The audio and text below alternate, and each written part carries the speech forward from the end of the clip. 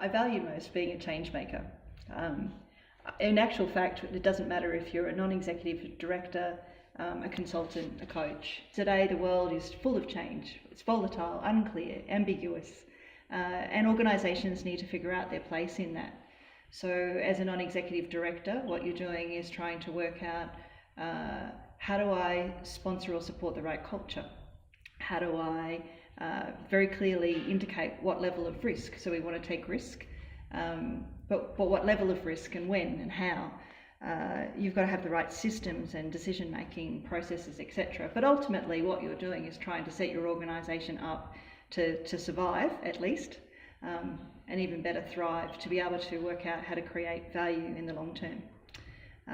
As a consultant, I guess it's a similar challenge, but you go a little deeper. So an example of that is I work with a board that's looking at, well, in this rapid changing world, what's a great board of the future look like, and how do we measure up against that?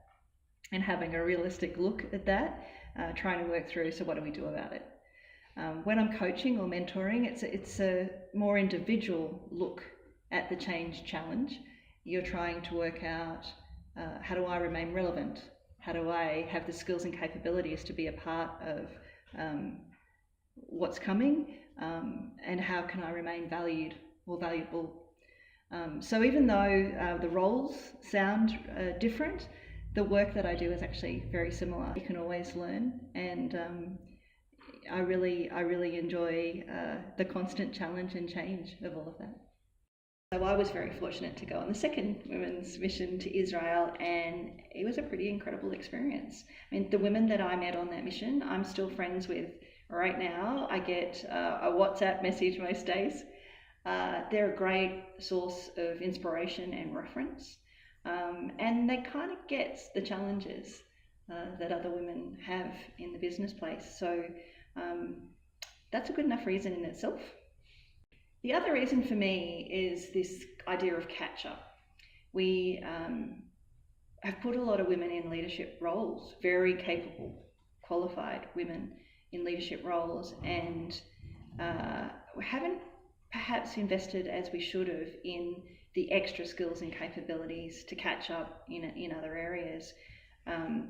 Access to trips like this, perhaps they haven't had a chance to go on a trade mission. Perhaps they haven't had the opportunity to provide the lead role in some of the conversations in the region. So there's a little bit for me about playing catch up and making sure that the kind of women I've helped to put into leadership roles can make the maximum contribution. Logically, if you're going to go on one trade mission anywhere in the world, you'd probably pick China, rationally. Our largest trading partner, the second largest nominal GDP, potentially the largest if you take into consideration purchase parity. We're heading into the Asian century, and we live in the neighbourhood. So I think it just makes sense to learn more about China. The CEO at Villa World often says, if you're a serious business person in Australia and you don't know much about Asia or China, you're kidding yourself that you're actually qualified to actually hold the position. We could learn a lot from the scale of innovation in China. The cultural challenge, which is something I'm personally interested in. I mean, the change in culture, a government-led cultural change program, no less. I think there's a lot to learn there, and China would be a good place to learn that. I think it's going to be a lot of fun. I think it's also going to be a bit confronting. I'm definitely proud of the approach that we're taking, because I think it's the right way to go about learning about China. If you like to go with a little humility, to start by listening. I love the fact that our mission begins in history, and we really seek to understand a culture that's changing very rapidly, as much as you can in a short period of time, to connect with the people, maybe make some friends. I expect to learn a lot about business. I expect that to be challenged, potentially to come up with new ways of doing things, and maybe collaboration opportunities.